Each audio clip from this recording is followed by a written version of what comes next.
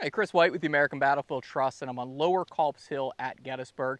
And behind me is one of my favorite monuments. This is a monument to the 123rd New York Infantry. It's a unit that was formed in August and September of 1862 during that emergency of 1862 when Robert E. Lee was moving up towards Maryland, eventually comes to grief at a place called Sharpsburg or Antietam.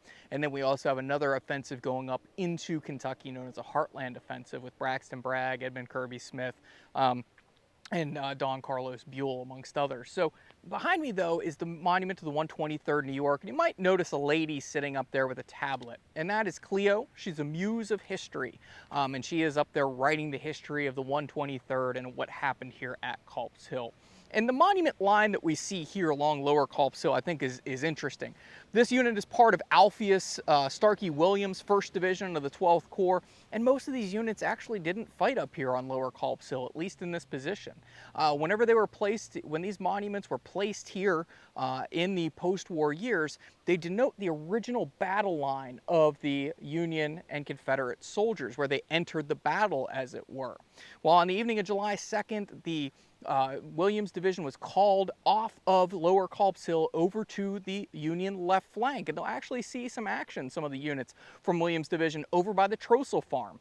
So if you go over to the 9th Massachusetts Battery, over by Sickles Witness Tree, you see the 9th Massachusetts Battery, and you see Cora, one of the guns that are over there, you might see a star, and that is to the 150th New York, who actually served in the 12th Army Corps. So if you haven't explored Gettysburg, make sure you get out and do so. Go to northern Culp's Hill, or the northern part of Culp's Hill. You'll find a monument to the 147th Pennsylvania, whose main monument is right behind us. But they were on Little Round Top the evening before, on July 1st, 1862. But the 123rd New York, I like to come up here, even though they didn't necessarily engage in the battle initially up here on this position. They did arrive here on the morning of July 2nd, 1863, and they established a defensive line. So Doug Ullman behind the camera, what we're going to do is take a walk over here to the edge of the woods.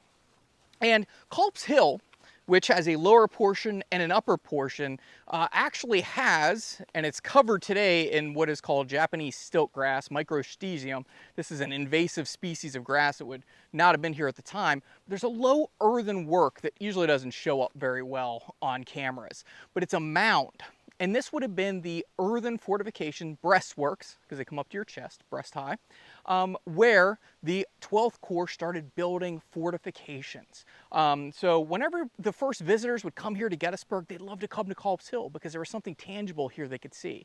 They'd also look around and see the trees that were chewed up by thousands of rounds of ammunition that were fired through the air. John White Gary, a 12th Corps division commander, claimed that there were more than 200,000 rounds fired from his division alone on the morning of July 3rd. So there's a lot of lead flying through the air. So these trees up here, the ones behind us, are not witness trees, but if they were, they would have been just pockmarked with bullets and full of lead, shrapnel, and other pieces of military impedimenta. So right here behind me would have been an earthen fortification. And there's a lieutenant, as we're talking about some of our soldiers out here at Gettysburg, there's a lieutenant who leaves us a fantastic account of what these earthworks would look like. Yes, we have the pictures from Matthew Brady and others who come up and down Culp's Hill, but there's a great example of what these earthworks would have looked like. And remember, earthen fortifications are built when these armies have enough time to stop and to start to dig in. We start to see them come into vogue in 1863, and by 1864, when these two armies stop, they're digging in almost immediately. And if you have thousands of soldiers with nothing to do, they're going to come up here, start building these trenches. It's going to these trenches will come to life in a matter of hours. So this would have been a heavily fortified position, not to mention the natural rocks and trees that would have been up here. But Robert Cruikshank, he joined up on August 5th, 1862 with the 123rd New York, whose monument's here off to my right.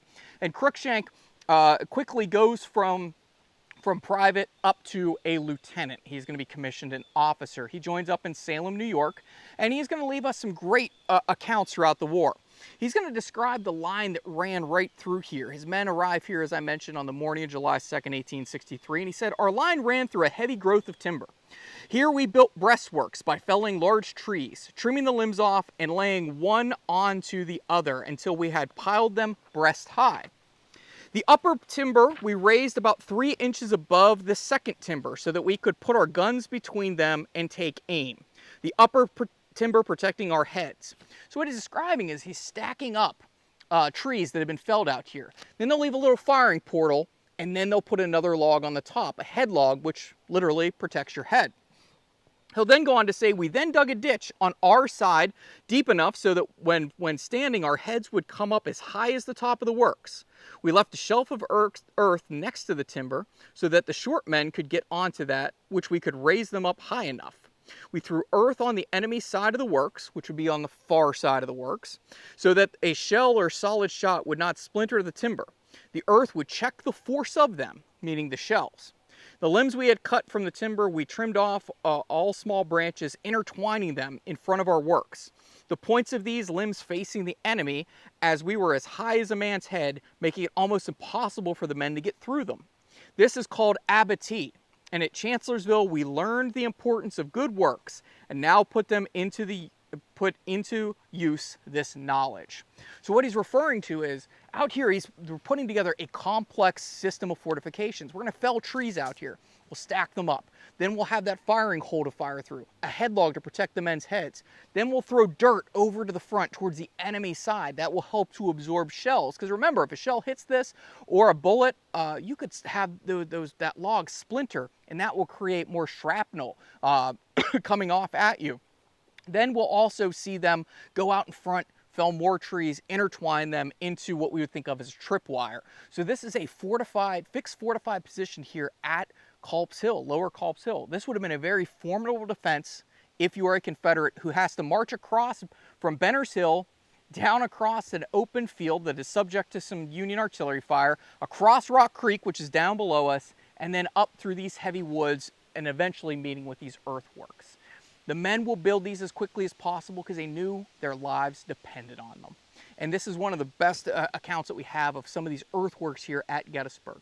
There's more accounts that come from John Badger Batchelder, the first official historian of the battle here. And he'll write about 10 years after the battle a guidebook. Come here to Gettysburg, see this, see that. And one of the places he suggests going is to Culp's Hill. He tells you to come out here, see those pockmarked trees that I talked about, see the earthen fortifications. But even 10 years removed from the battle, those fortifications, which were not weatherproofed, are already collapsing in on themselves. So that's why we have this low mound of earth out here. Mother Nature has reclaimed those earthworks or those breastworks that were out here. Cruikshank, his 123rd New York, saw their first battle at Chancellorsville, and they saw some hellacious action there near the Chancellorsville Crossroads and a place called Fairview.